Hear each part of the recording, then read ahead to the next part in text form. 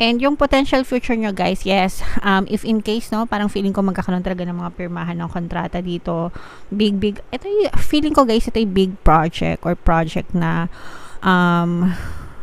nilalakad mo or niluluto mo on your own, pero matutuloy yan mga kapiksi in the near future.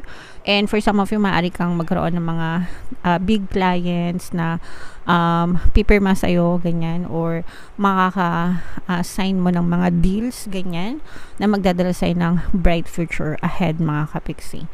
Okay, so yeah, everything is going to work out in your favor, Sagittarius. So, Aquarius pala.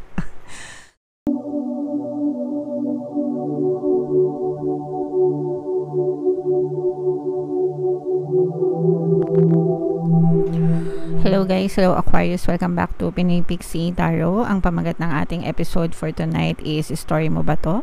Ito isang timeless reading mga kapiksi para sa Aquarius, Sun, Moon, Rising, Sign, and Venus.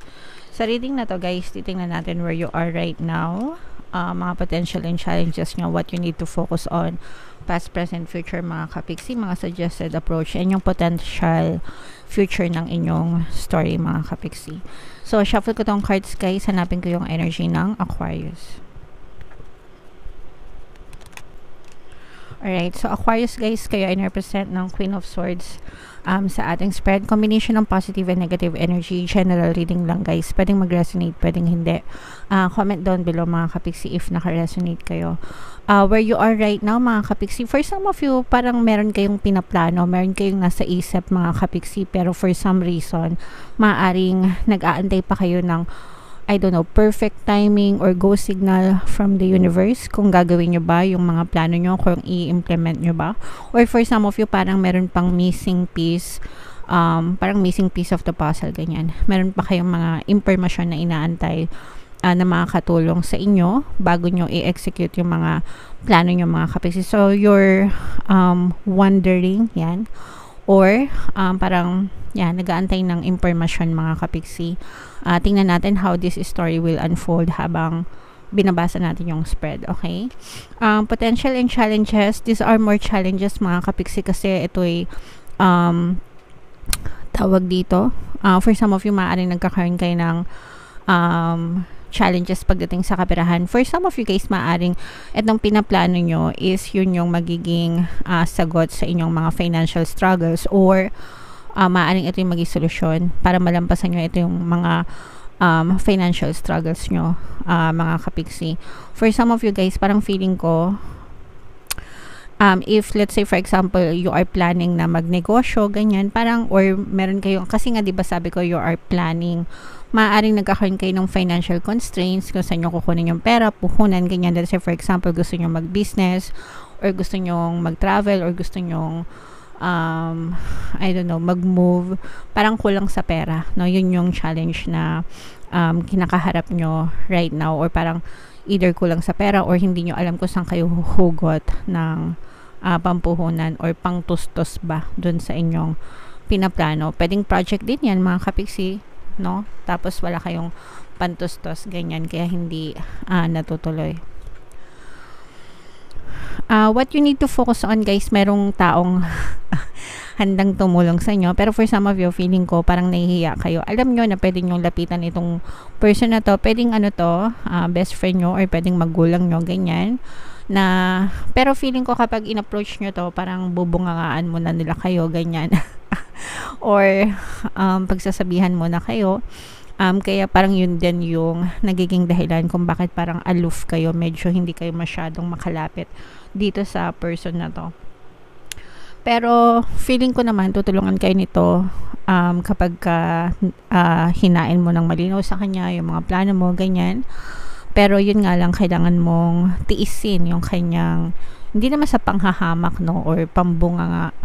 Siguro gusto lang niyang magbigay din ng pangaral or heads up sa'yo, ganyan. So, pwede mo rin i-consider yung kanyang opinion. Baka makatulong din para hindi ka mapahamak, okay? In your recent past, you're patiently waiting, no? Talaga nag-aantay ka lang. Yung iba sa inyo, guys, parang feeling ko more on planning, more on antay, pero hindi masyadong nagtitake ng action, guys, no? So, sabi ko nga sa inyo, palagi ang kaibahan ng mga taong nagtatagumpay sa taong nakakaalam ay nasa pagkilos, no? Kahit na alam mo lahat ng formula, alam mo lahat ng impormasyon, alam mo lahat ng gagawin mo, pero kung hindi ka magtitake ng action,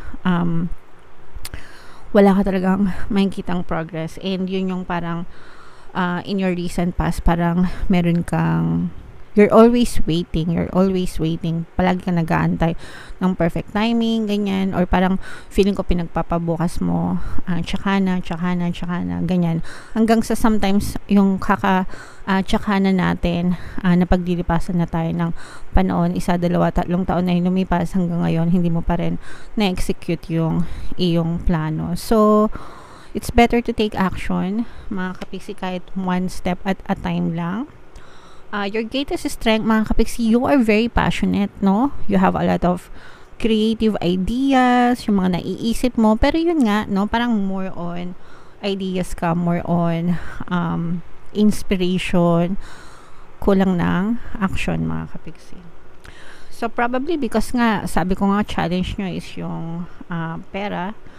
So probably yun din yung one of the reasons kung ba't hindi kayo makakilos, diba? Pero utay-utayin nyo siguro, guys, wag yung biglaan, no?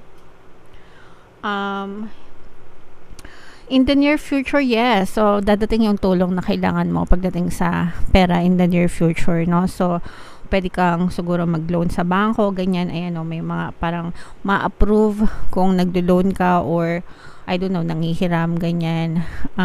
Pero parang, yung, parang, good credit siya kasi loan mo, pero gagamitin mo siya sa mabuting paraan na magbe-benefit ka, hindi lang yung gagastusin mo lang sa yung iba kasi, di ba, nag-loan para may pambili ng gadget, yeah.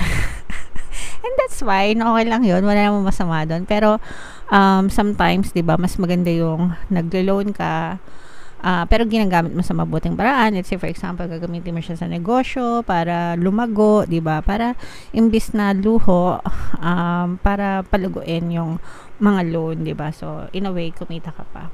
So, yeah. Suggested approach, guys, ito, more on action, no? Parang sinasabihan dito na kailangan mong umaksyon kung gusto mo talagang maka-move forward, maka-move on, and makakita ng resulta. You need to take action, mga kapiksi. Alright? Yan yung suggested approach sa'yo ni universe, guys. By the way, mga kapiksi, comment down below, guys, if naka-resonate kayo. Alright? What you need to know, mga kapiksi, alam mo na yung gagawin mo, no? Alam mo. Kailangan mo lang maging decisive, okay?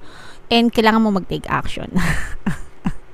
Kailangan buo yung loob mo, okay? Kailangan buo yung loob mo, okay, ito na, gagawin ko na talaga siya, no turning back, ganyan. So, hindi na ako magpo-push and pull. Yung iba sa inyo kasi parang push and pull, urong-sulong, hanggang sa nagiging, yung urong-sulong nagiging puro urong na hindi na nakasulong, okay? So, this time, kailangan buo yung loob mo.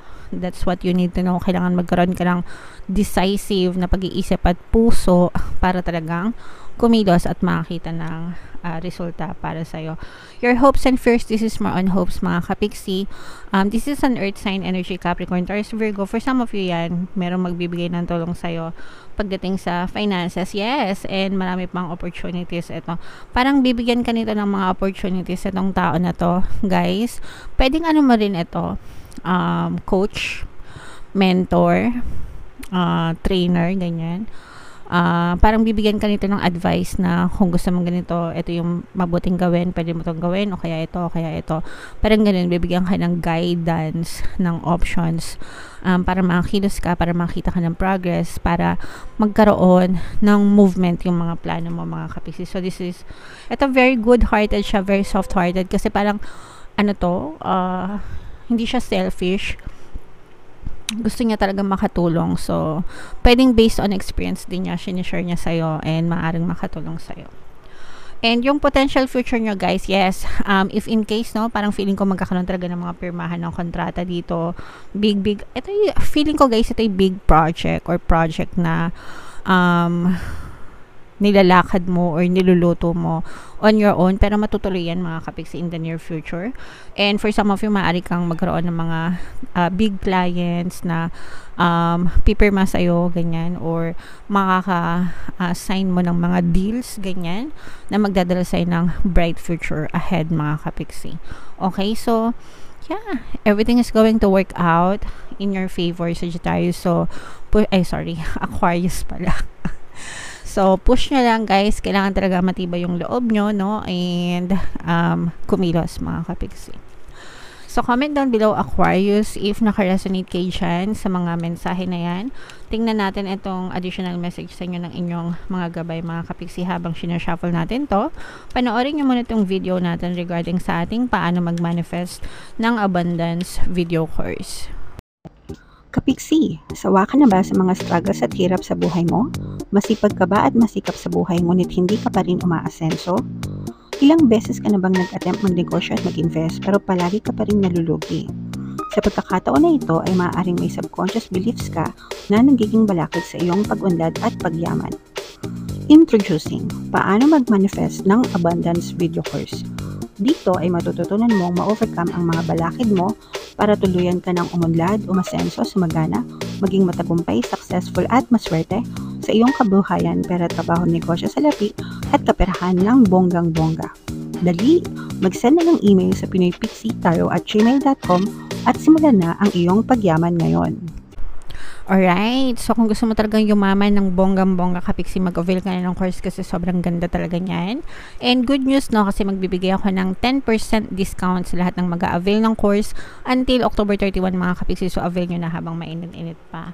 And meron din tayong email coaching, manifest your desires using the law of attraction. If meron kayong mga specific na gusto nyong i-manifest, pwedeng love and relationship guys, pwedeng money or career, pwede kayong magpabook ng email coaching session with me. Mag-send lang kayo ng email sa pinoypixitaro@gmail.com. So, napakaganda ng mga mensahe para sa inyo. Unang-una guys, happy. Alright? So, ibig sabihin nito, ikaw ang susi ng kaligayahan at kasiyahan sa buhay mo. So, kung mapapansin mo yung image ng card, i-close up ko siya guys para makita nyo. Ikaw ito, no?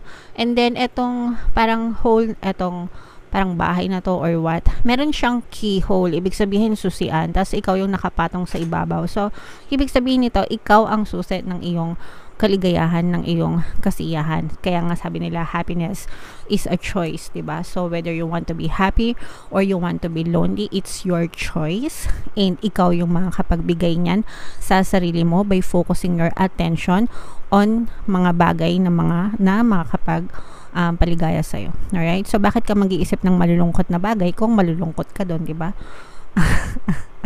So, mag-isip ng magagandang bagay mga kapiksi para maging masaya ka and makatulong sa kaginhawahan ng iyong kabuhayan. Ikaw ang susi niyan mga kapiksi. Treasure Island guys, no? Ibig sabihin nito na sa paligid mo lang yung mga kayamanan, hindi mo na kailangang tumingin sa malayo, maghanap sa malayo, nasa paligid mo lang, okay? Even yung mga tao guys sa ating paligid, they are blessings, no? Blessings sila nakaloob ni universe. So, bago kayo maghanap sa malayo guys, tingin-tingin muna kayo kaliwat kanan kasi baka nandyan lang yung kayamanan nyo.